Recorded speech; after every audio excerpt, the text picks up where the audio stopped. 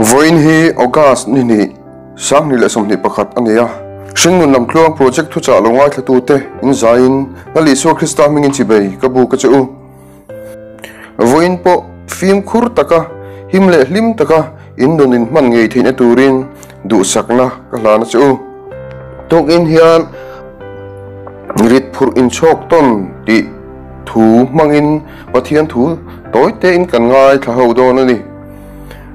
pathian thu thiang ni malo ngai thang u Galatia rama mi te na tir ko pola le khathon bungruk chang ni in rit phur ta chu in chok ton ro u chu ti chon Krista dan thu chu in zom ani ang talpan thu kan chiarte kan zatan mal min som ro se amen tokina rit phur in chok ton lai karon thlan chu na chana chu kan hun ton me ka zira kan apply the ngal tur ze lai kan mamo lai tak zel hi nin kan ria pathian thu kan soitian rau de wa soite kan tuma kan in shiat jil sia ka moti tur te nia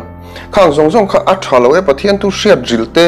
wa soi rau view te ka a thalo e ka ti na lam ni loin mi zo te na kan mamo zo ka chu ni ti na kan man thei kan apply thei ngal tur pathian thu hi kan mamo ni hian ka ria a thu kan hril na ko nga po hian chu mi hoi zong chon thu hril tu te point ke kan pen hun to in kan ria ka ngai kha kha biakin ka chu san rola ka man zui thei ngal tur ang hi hril tamila chu ti chon kan rin na point kan hit sot sot hian kan ring thina chumi wang chon tun hun apon rit phur in chok ton thu karon thang chu ka pandemic awangin har satna in anglo tak tak tuna in kan tok me ka chu wang chon rit phur hi kan in chok ton a hun hle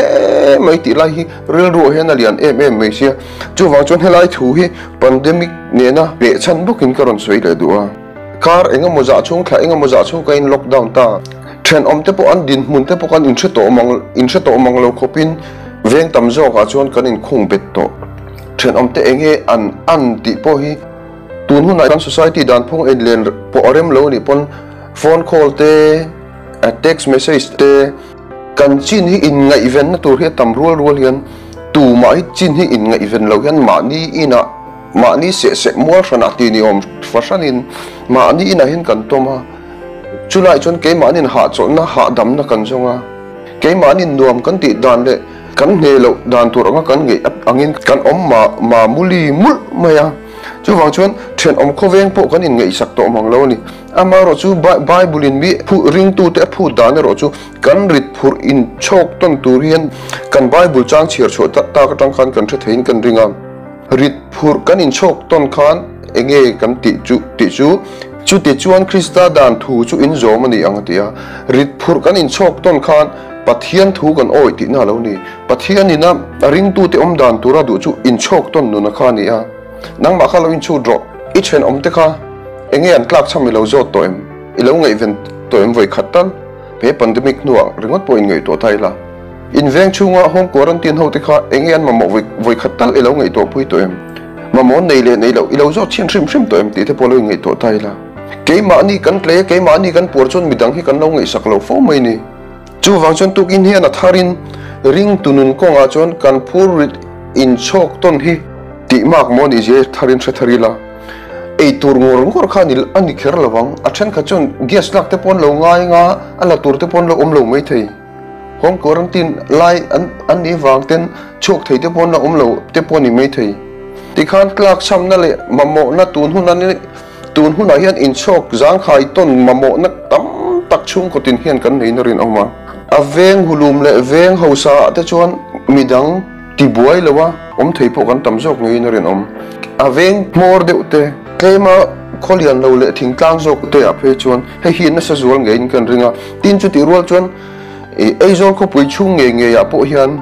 ei zola van nei na ton buak ringa ni tin na thokamo thilmi bungro zuar dure mo mi dor hak ture mo khosana tanga pem lut te om lut te an tam em khan mi in noi khoi la ya mon an luang an ni khan ma mo nge yang nan tho thei lo ber chon an in lu man te pon pe to an pe thei to lo an bil man te pon pe thei to lo mai thei ni chung jong chu a san pain FLS ai ron au ve to don si lo chu wang chon ring tu te chon tun huna hian kan luan chu hun ni tharau mai ni lo ti sa po kan luan chu hun ni ril tram ne na puar takin lo om ro ti la apur lawang banai ne na iba chút lakin ro se ti la apa chút lakin chong lo chu wang chot eng em chu kan ti ngai kan vela mi te chok kan chok theina tur hian ti thei kan nayang amar chu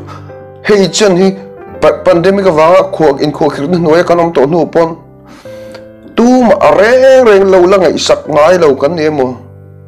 midang phuri chok tu ma ni lo lai na hong ngai lo kan ne mo ni chon kan rin na nun hi ngei to chian atul viewin kan ringa tuk ina kan thung ai thla ki kan tan dar tharang ni ser ka van du em ring tu te in chok to na in chom dol ton tur min du la hian achang khatna ka chiar lo kan chiar le lo lok tem galati bu ruk chang khata unaw te u mi sual eng po ati lai phokin omsela nang ni tharau mi te u thlem na ka tok ve da ange tia in veng thachungin chutiang mi te chu thu nuai ro takin tung ding le ro u ati chulai tang chiang ta chu atharau lam ngor lo pon lo thlir tai la mi kan va chom dol tur te an phurit kan va chok tur te kan va ngai vena kan va ngai sak tur te khan eng ang mi je pungen ni chui va ngai lo an ma mo ni chon ring tu kan ni chon kan thaina zona kan pui mai tur ni nal isuan min zirtir na po min kor pani ni chon pakhat pero se ti khan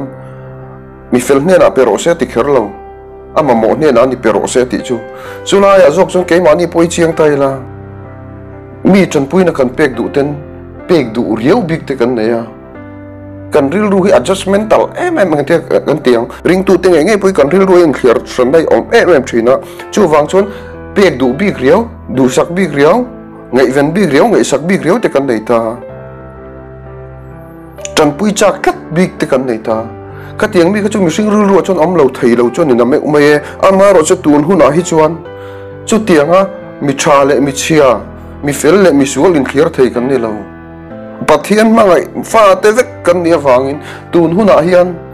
kan ban pha kha kan ti thei to kha kan som dol thei an phurit kan phur pui thei ta chu